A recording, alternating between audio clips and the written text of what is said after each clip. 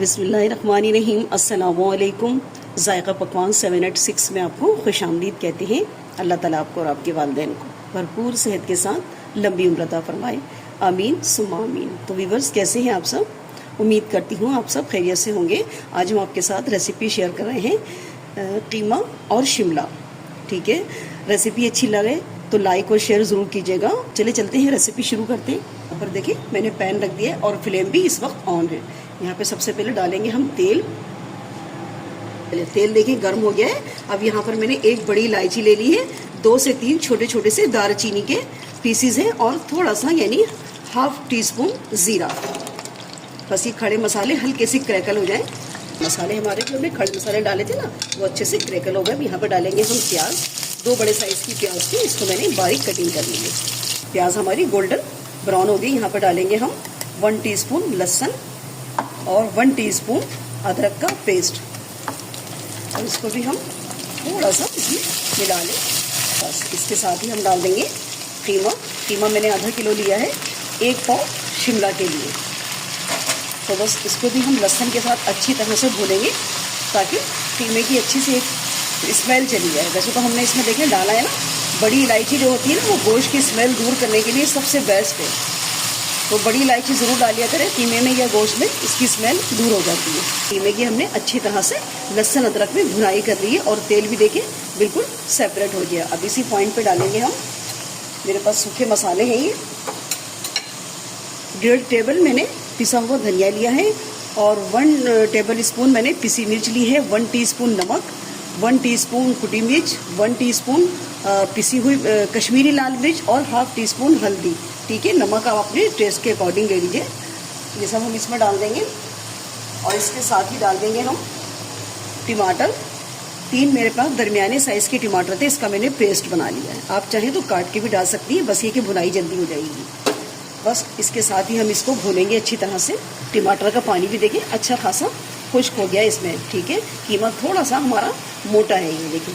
अब हम इसको क्या करेंगे, थोड़ा सा पानी डालेंगे इसमें। हम 1 कप पानी डालूंगी मैं इसके अंदर बस, और इसको मैं कवर लगाकर 10 मिनट के लिए बिल्कुल लो फ्लेम पे पका लूँगी ताकि कीमा हमारा गल जाए। बिस्मिल्लाहिर्रहमानिर्रहीम।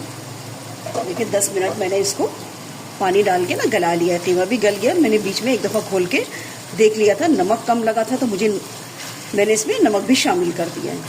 अब हम इसमें शामिल करेंगे दही। देखिए 3 चम्मच मैंने बड़े वाले खाने वाले जो होते हैं ना, वो मैंने दही ले लिया है, वो मैं इसमें शामिल कर दूंगी। चलो अब मैं ज़रा तेज़ फ्लेम करके ना ये दही का सारा पानी खुश्क कर लूँगी अच्छी तरह से भुनाई करके, ताकि दोबारा से तेल हमारा सेपरेट हो जाए। अब दही का पानी भी खुश्क हो गया है। अब हम डाल देंगे इसमें ½ टीस्पून मैं यहाँ पे डालूँगी सौंफ का पाउडर। इससे बहुत अच्छी खुशबू आएगी शिमला और कीमा के अंदर।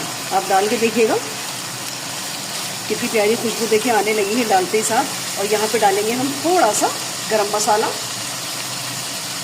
½ टीस्पून से भी कम है ये गरम मसाला डालेंगे। तो इसको भी मिक्स कर दें और डालेंगे यहाँ पर धनिया, थोड़ा सा धनिया डाल दें। धनिया डाल के भी दोबारा मिक्स कर लें इसको भी मिक्स कर दिया। अब डाल देंगे हम शिमला।